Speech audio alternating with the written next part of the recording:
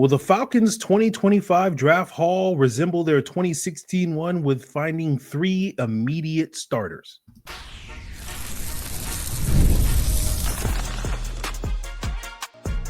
You are Locked On Falcons, your daily Atlanta Falcons podcast. Part of the Locked On Podcast Network, your team every day. Welcome back, everyone, to another illustrious episode of the Locked On Falcons podcast, your daily Atlanta Falcons podcast, part of the Locked On Podcast Network, your team every day. And of course, today's episode is brought to you by FanDuel. Right now, new customers can get $200 in bonus bets when your first $5 bet wins. And if you do not know me, I'm your very humble host, Aaron Freeman, aka Sirius Black, aka the iron that sharpens the iron, aka Mr. AKA, and I've been covering the Atlanta Falcons for a very long time, formerly at falcons.com, RIP, still going strong in this illustrious podcast. And I think each and every one of you that goes strong with me as everydayers, that means you make this podcast your first listen each and every day. And all you have to do to become an illustrious everydayer is subscribe or follow for free on YouTube or wherever you listen to podcasts. So today's episode, we are talking all about the Atlanta Falcons draft, their needs, how important it is for them to get some immediate impact defenders in this upcoming draft. And that's a term coined by our illustrious guest, none other than Jarvis Davis of Locked On Sports Atlanta. And Jarvis, I'm looking at the Falcons and their offseason so far, and it's been a little underwhelming in terms of I remember the conversation we were having like the Friday after the season. We're like, oh, they got to go out there and get 5 or 6 new defensive starters. And they've gone out and found some starters on the defensive side of the ball. Leonard Floyd and Morgan Fox, Divine Diablo, Jordan Fuller. They brought back Mike Hughes or whatever. But there still feels like a lot of holes that still need to be plugged for this Falcons defense. I'm looking at positions like edge rusher. Again, another D tackle to help plug the run, another starting corner, potentially another starting safety, not a linebacker. I'm all the way out on drafting a linebacker if you don't know. But Same. I look at these needs, and those are potentially starting positions at all these spots. And I can't help but think back to the last time the Falcons were able to draft some immediate impact defenders. I go all the way back to that 2016 NFL draft, where the Falcons found Keanu Neal in round 1. They found Deion Jones in round 2. They got Devondre Campbell in round 4. They were able to pick up Brian Poole, their nickel cornerback, as an undrafted free agent. And they had a couple of other guys on offense like Austin Hooper and Wes Schweitzer that wound up contributing as well, especially in year 2 as starters. But I look at it and I go, this 2025 draft kind of has to be similar to that 2016 draft with that immediate impact defensive players. And so I guess I ask you, Jarvis, how critical is it for this team to find that type of draft haul like they did in 2016? And sort of, are you confident that this team can pull it off? It's uber critical, right? Because like I've talked about how Terry Fontenot, based off the decisions that he's made financially by bringing a guy like Kirk Cousins, using a first round pick on a quarterback last year. Thank God he did that, because we'll be having a totally different conversation at this moment. But I think that this offseason is vital. I think this is a situation that's very similar to back in 2016, where Arthur Blanks came down and said, hey man, I need this certain amount of starters out of this draft, and these guys got to come in and play immediately. And I think they are in that position right now. Like, I think they need an edge guy that can come in and be an immediate starter. Now, with Arne Ebiketie and how they do and what they do with him, and then Leonard Floyd potentially being your starter as well, I would, if they could bring in a guy that's good enough to put Leonard Floyd as a rotational guy, be a specialist, oh my gosh, they would be cooking with grease. I feel like they'd be in a good spot if they can do that. So this is hypercritical that Terry focus in on bringing guys into the fold that aren't developmental guys, because that's what their entire draft class was last year. And until Michael Penix got the opportunity to play, with a few games left in the season. I think this is one of those years where you look back, and if he's still here, Terry Fontenot is, as a general manager, you're gonna look back at this draft and say, "Oh man, he hit on that bad boy." But there's also a big chance that we're gonna look back at this draft and say, "Dang, Terry Fontenot messed that bad boy up. He didn't do what he was supposed to do." Yeah, I think it's interesting you bring up sort of the past drafts where you look at some of the defensive picks that the Falcons have. They've invested a lot of their sort of day two picks into Sure. defensive players, but they didn't really get the immediate impact for pretty much any of them. Whether we're talking about Richie Grant or Arnold Bichetti, Troy Anderson, Desmond Ritter, Zach Harrison. They really haven't been able to find that guy that you can sit there and say, week one, this guy's going to go out there, play for this team, and contribute to this team in positive ways. They've been able to find that on the offense a little bit more consistently, particularly in round one, but not so much on the defense. And so I agree with you where I feel like, if the Falcons are doing what they've done the last 4 years, that's not necessarily going to be good enough to get those types of immediate contributors for this defense. And I'm just wondering, what to you is like an impact player for this team? What does that look like when we talk about these immediate impact players, whether you want to look at it at the specific positions, whether you want to look at a certain sort of characteristic that these guys are bringing, a sort of prototype or whatever? What to you, when we're sitting there on Thursday night and Friday night, a month from now, talking about these draft picks, what type of player do you sort of envision you're describing when you're talking about these guys that are these IIDs? High floor guys.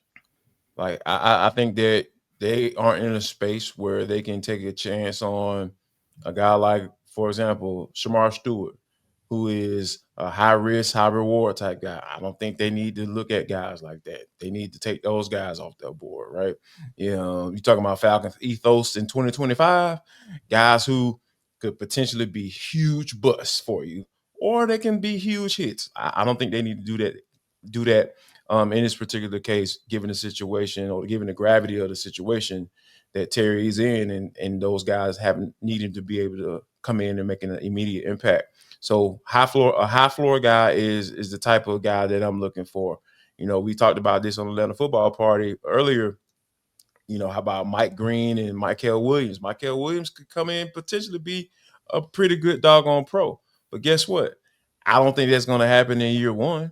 That's just my personal opinion. I feel like Mike Green is more of a polished product. So those are the type of guys I need to look for. High floor guys that, if you want to call them safe, I'm okay with that as well. So I think that you're looking for a high floor guy that can come in and be a solid contributor and make you put a guy like Leonard Floyd into a true specialist role, because that's what going back to 2016 as well.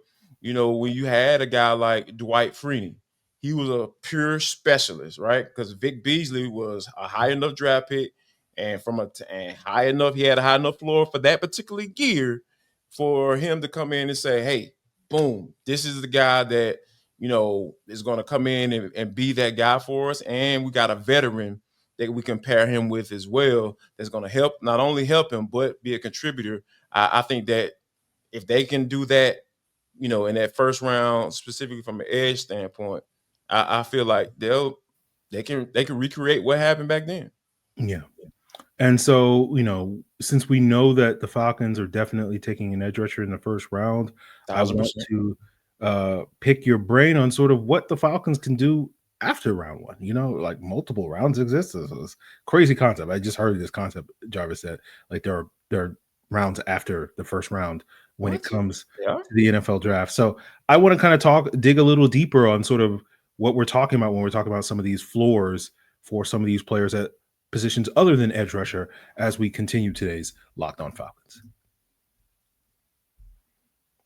So March Madness is here, and FanDuel is giving you and everybody a chance to get in on the action like never before. Because right now, new customers can get $200 in bonus bets when your first $5 bet wins. That's 200 extra bucks to use from everything from buzzer beaters to Cinderella stories to who's going to cut down the nets. And I'll be honest with you guys, like, when it comes to the NCAA tournament, no one likes having their bracket busted, but you don't have to worry about that with FanDuel, right? Because you don't have to worry about that Final Four pick getting bounced in the second round and thus having to throw the whole bracket away, right? There are games almost every single day. There's money opportunities to win almost every single day. And the beautiful thing about FanDuel is when you win, you get paid instantly. No waiting around and worrying about, some other future upset that's going to wind up costing you. So visit FanDuel.com and don't miss your chance at $200 in bonus bets and get in on the college hoops action all tournament long. So Jarvis, we know edge rusher, we know that's just going to be the first round pick. You just, as we've said many times on this, prepare to, put out your entire mortgage on the Falcons taking an edge rusher. I mean, you might as well just buy a new house and put that up for auction based off all the money that, you can put. It's just a sure thing, guaranteed. There's no Free possibility, baby. Yeah, no possibility the Falcons are going to zigzag and throw us a curveball on Thursday night that's going to have us, doing out of pocket things on a live feed on a Thursday night. Yeah, man. But I don't know. because we know the edge rusher position, it's just taken care of. Like we just know it's just a question of who they take an edge, not necessarily that they're going to take an edge in round one. It does leave some of these other positions that we're talking about, like D tackle. I think is another position, and by all accounts, this is a very deep D tackle class that you'll be able to find options throughout the first couple of rounds. So it may be a position that the Falcons don't necessarily immediately address in round 2, that they can maybe afford to wait to round 4 and still be able to get a good guy. And I'm curious, Jarvis, when we look at this D tackle need, and like you have guys like Ruka Roro and Brandon Doris, you have guys like David Onyemata that's presumably coming back this year. You bring in a guy like Morgan Fox, who's primarily a pass rusher and was a guy that the Chargers, were basically like, we're not going to play this guy on rundowns because that's going to be a problem. And I still look at this defensive front and I'm like, you still need another wide body in this defensive front. Like losing a player like Grady Jarrett, who isn't necessarily the biggest guy, but was probably one of your better run defenders because of the disruptive capabilities that he had. I don't know if you have a guy that's like that's going to be able to do some of the things that Grady Jarrett was able to do by, disrupting plays in the backfield in the ways that he did it. And so, I feel like you need that nose tackle, that guy that's going to be able to line up over the center and help plug this run, because we talked about it throughout the season, when we talked all about like down and distance. But the problem, one of the biggest problems with this Falcons defense and one of the reasons why their pass rush struggled as much as it did was because teams were able to not only, prevent them from getting into those situations, those third and longs that were very advantageous for pass rushers to be able to pin their ears back, because teams could just run the ball pretty much at will against this Falcons defensive front. And not to mention when they did throw the ball in some of those early downs, because of the Falcons playing that off zone coverage so much, quarterbacks completing like 80% of their passes on some of these early downs. It was just like easy movement and whatnot. And so I look at it and say, like, you need a D tackle that can sort of prevent that from happening again. And so, like, I'm looking around and I'm thinking, like, there's bound to be a couple of guys. We saw a couple of guys down in Mobile at the Senior Bowl that could be those sort of wide body guys. But I'm curious, what are your thoughts on that sort of D tackle need that we haven't spent that much time talking about because of some of the investments that the Falcons have already made at that position? I'm down for it, right? I feel that we talking about high floor, disruptive guys. I'm not necessarily looking for a sack guy, when it comes to defensive tackle, right? I want looking for guys who are disruptive, because, guys who can get tackles for loss eventually can get to the quarterback, right? When you just think about it from a concept standpoint. And I think that backing those guys up, getting teams in favorable down and distance for you as a defense that's going to happen if you have those disruptive guys in there. Like, and to be honest with you, I'm all for, just like I mentioned, them being able to get a guy in that first round to put Leonard Floyd into a specialist situation.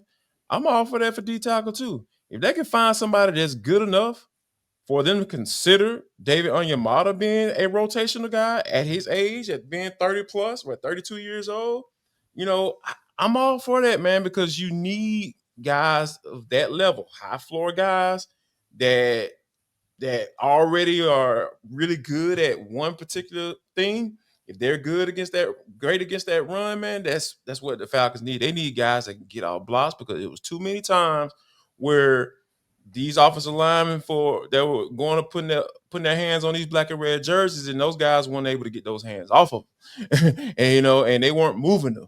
And a lot of times, guys, running back just getting up in the hole, and they up on the linebacker so quickly they don't know what to do. So I think that, getting a defensive tackle in to this particular defense will help this defense out tremendously. It will help out the edge rushers as well, because if you got guys screaming off the edge, right? You got Leonard Floyd on KD flying up the doggone field, and you got your defensive tackle still on the line of scrimmage, as a stalwart. Oh, man, the pocket quarterback's going to have all day. They just going to step on up in the pocket, boom, right there. But if you have a guy that can get off those blocks, early on and push that down the distance back where it's working out in your favor, and then on 3rd and long, you pushing that pocket too, on Ebiketie and Leonard Floyd flying off those edges. As soon as that quarterback step up, boom, he in hit. And that's what you want. That's when you're talking about rushing as a unit. Those are some of the things that they should strive for.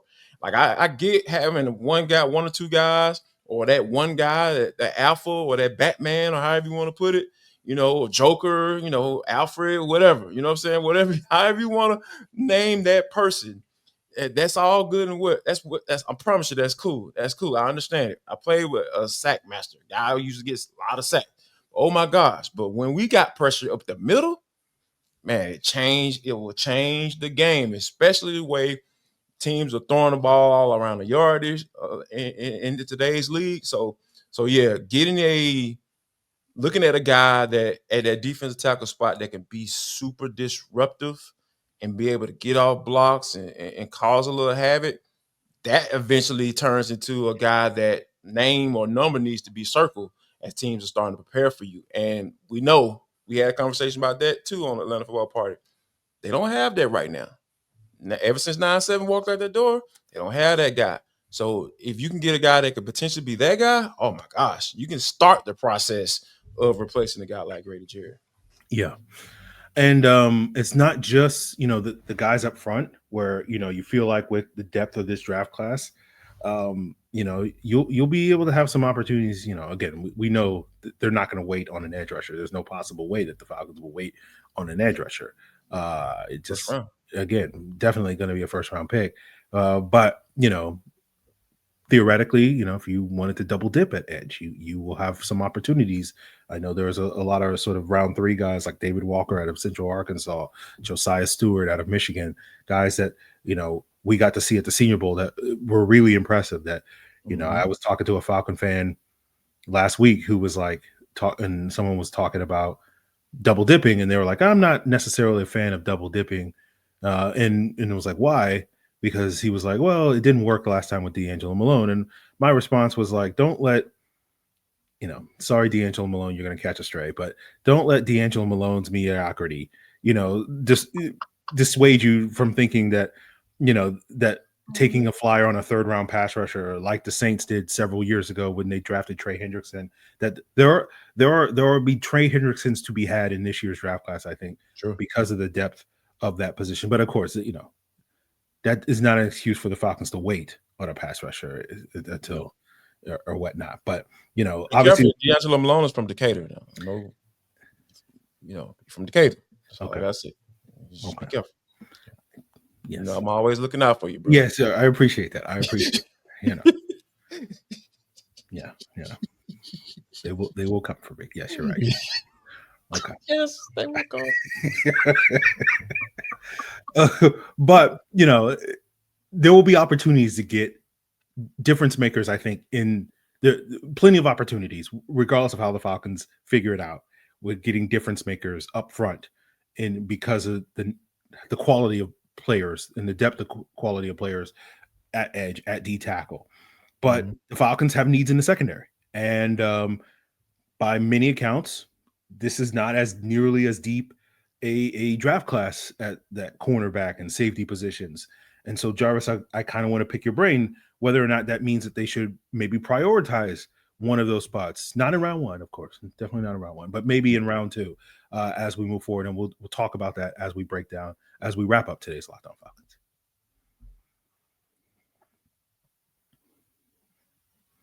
So here we are wrapping up today's Locked On Falcons here with Jarvis Davis of Locked On Sports Atlanta. Go check out all the great content that we provide over at Locked On Sports Atlanta with the Atlanta Football Party. Jarvis getting thrown under the bus with his reduced meat / expired meat conversation. So go check out that to get the full context of that. It was pretty hilarious to see Maria just immediately just back up that bus over like expired meat or whatever, and like, hey, how to do away with that? No, that was a perfect analogy. Yeah, the free agent class for the Falcons. But I did like, expired meat does feel, appropriate for this free agent class. But that being said, talking about the draft. And the Falcons don't need to be bargain bin shopping when it comes to the draft. They can get that high quality, that prime grade meat if they do it right in the in this upcoming draft class. But talking about the secondary, right? They bring back Mike Hughes. We talked about that a bunch over the last couple of months. That made a lot of sense given how he performed, his versatility. He gives you kind of a floor at that cornerback position. He can play inside, outside. So that gives you a lot of flexibility when you look at this cornerback position, where the Falcons could draft an outside corner, right? And move Mike Hughes to the slot where he played in 2023. Or they could draft a slot or nickel corner, someone that can come in and hopefully have similar impact that we talked about with a Brian Branch, a Cooper DeJean, right? Mm-hmm. Second round picks, Jarvis, that those guys were. So, it feels like there will be an opportunity for the Falcons to get an impact corner. And sort of piggybacking on what we were talking about earlier with sort of one of the adjustments that the Falcons hopefully will make on their defense this year is maybe be a little less reliant on that off-zone coverage and getting somebody that's willing to get in the face of some of these wide receivers, disrupt the timing, play a little bit more press, play a little bit more man coverage. That gives those pass rushers a little bit more time to get home after the quarterback. I feel like that's a big reason why the Falcons were able to get 40 plus sacks in 2023, even though they weren't necessarily an elite pass rush, just because Ryan Nielsen's defense was so much wanting it to be like, we're going to beat you up at the line of scrimmage and whatnot. So I say all that, Jarvis, to say, like, when you look at the secondary and the needs there, like, what types of players are you potentially looking at, and sort of how big a priority do you think it is to get better in that secondary on draft day? I'm looking for a certain body type, right? Long corners, guys who can run. Man, I know that, when you start to get into the outside of that first round, there are going to be some fault, right? Obviously, it's two lower guys draft stock. So I feel like you can find that long corner guys who can kind of come down and play close to the line of scrimmage and can turn around and run, with that man coverage, which you got to be able to do, on a consistent basis. Because here's the thing, I feel like AJ Terrell is in a spot where the more he starts to do those type of things, following guys and getting the number one wide receiver, is the more the attention he'll get nationally, because, a lot of people are like, oh my God, AJ Terrell doesn't get any credit. And then you have the people that on the other side of that and say, oh man, this guy's not worth the money. They have to put him in positions for you to believe that, right? So when he was put in man coverage against a guy like Justin Jefferson, I'll let you guys go look at the numbers. He won. So when I think with that, and Ulbrich talking about being aggressive and being multiple. And when you get into those spaces, that means you're saying, hey, here's what we're about to do to you. We're going to lock you up. We're going to put our best corner on that particular guy. And they need somebody that or someone that can come in and do that too, whether it be on the outside or the nickel, because, D offer, they started to pick on him a lot last year. You know what I'm saying? Like they knew what 37 was. Like they circled his name for other reasons. Yeah. So I feel that, corner is one of those things, those sneaky, not necessarily sneaky. I'm not saying that because, if the season were to start today, Jordan Fuller, Jesse Bates, AJ Terrell, Mike Hughes, right? That's your base for, DBs, right? But I think that just from a standpoint of getting a guy in here that can once again push to make you think, all right, okay, we get this outside corner in the second round. Shoot, this dude might be good enough for us to bump Mike Hughes down inside, right? And then if we do that, we got a vet down in that nickel spot, and we got a young pup on the opposite AJ Terrell. Yeah, we know people gonna try him. That's gonna happen. He's gonna get beat. Yeah, that's gonna happen. But the talent is there. His capabilities there. One of his best assets is to be able to play man coverage. So yeah, I think that the Falcons are in a space now where they have to bring in guys good enough or great enough to put veterans in situations where they can still flourish even as an older age, and let those young pups deal with all that attention that they're going to get because they are the rookie out of the group, right? So, and hopefully you scout well enough that they are talented enough to be able to deal with it and flourish in that role as well. So I think corner is definitely something that they need to be looking at. And you talking about those long guys that can play, that can lock up on the outside, because once you have corners like that, like, man, it opens up. It's just corners and doggone defensive linemen, edge players, they go hand in hand. If you got a guy that can play man coverage and come down, get his hands on that wide receiver, disrupt that timing, that's an extra half a second for the edge rusher to get there.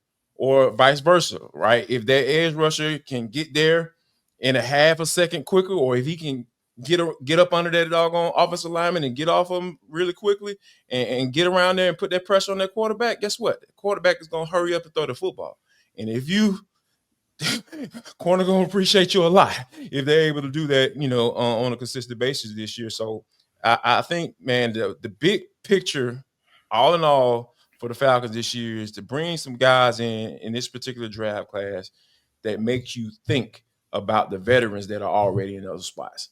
Because the more spots you're able to put those veterans in to be successful is the better, right? Because, like I said, we talked about this on the football part. We don't want Leonard Floyd to be the main guy. I don't want to be looking at him, whatever number he wears this year. Hey, man, I don't want to see 84, us depending on 84, the ball going to be getting to the quarterback on third and long. I want to be looking at Mike Green or Michael Williams or Jalen Walker, whoever. They line up out there on the edge. Like, yeah, okay, let's see what you got, young pup. Oh, there go Leonard too. He right there. They meeting at the quarterback. That's what I want to be talking about once those situations come up, once the season starts. So, Jarvis, I'm reminded last week we talked about, whether or not it seems like this team is betting on youth, as you're talking about, where they're putting a lot of stock in some young players coming in and having some select veterans like we discussed at some key spots that can be put in a position to succeed. And we talked about how that worked for the Rams in Raheem's last year there, where they were very young at a couple of positions, but had some key veterans like John Johnson and, of course, some guy, I think his name was like Alan Donald or something like that. I don't know, some AA Run Donald. Something like that. Yeah, so some guy, I don't know. I don't know if you've heard of him or anything like that, but and we talked about whether or not the Falcons could do something similar this year. And so I guess, like, as we duck out of here, like, now that we've had this sort of conversation, where do you sort of feel about that strategy as we look forward to this draft in terms of getting those young guys? Well, I answer it in two ways. First way is they have to. Let me go there. They have to do it, right? They have no other choice because, like I said, free agency is done, and we're moving into the draft, and we're trying to figure things out. Just from an organizational standpoint, you got 5 picks. If they're able to somehow figure out a way to trade back, I think that's the key. Because first, second, fourth, 2 7ths, first and second, okay, immediate impact. Fourth round, you might be able to. Like I said, if David Walker is from Central Arkansas still sitting there for some strange reason, I don't think he's going to be there around the third round. I mean, in the fourth round.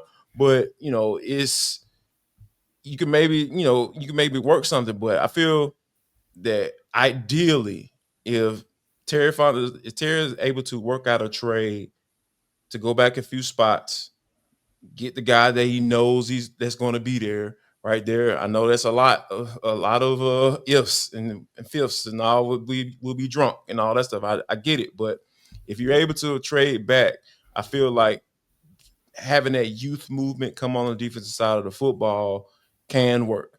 It can work because my expectation for this offense, 25, 26 points a game. It has to be.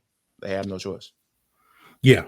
And, we bring up the Rams, and it's worth reminding that 2023 draft, I think it had 14 picks that year, and like 7 of them were used on defense. A lot of late round guys, but hold up, bro.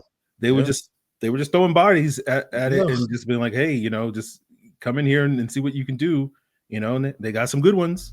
Kobe Turner was one of those. Byron Young was one of those guys. They even took a Georgia player. Not on on the defense, but a couple of Georgia guys on the offensive side of the ball with Stetson Bennett and Warren McClendon. So, I think you're right. Like, that strategy feels a lot easier to pull off if you have more than 5 picks to use on that defensive side of the ball, or wherever the Falcons wind up using those picks. So we will see if the Falcons can pull it off, but as you say, like, they're going to have to do it. So it's what's it like? Necessity is the mother of invention, whatever that saying is, or whatever. Yes. I don't know. I'll look it up. All right. So that's going to do it for us here on the podcast. All right, guys. So we will be back with more content. We'll have some guests on, give their thoughts on the Falcons offseason and draft plans. We'll be starting this pivot towards the draft and, give you guys a full month of great content. So make sure you continue to follow for free or subscribe on YouTube or wherever you listen to podcasts to get the latest episode of Locked On Falcons as soon as it is available. And of course, as we get you geared up for the draft, we give you the Falcon side of things. But if you want to get that big picture view of the upcoming draft, then check out Locked On NFL Draft. Keith Sanchez, Damian Parson, giving you the lowdown on a daily basis on the Locked On NFL Draft podcast. It is all part of Locked On Podcast Network, your team every day.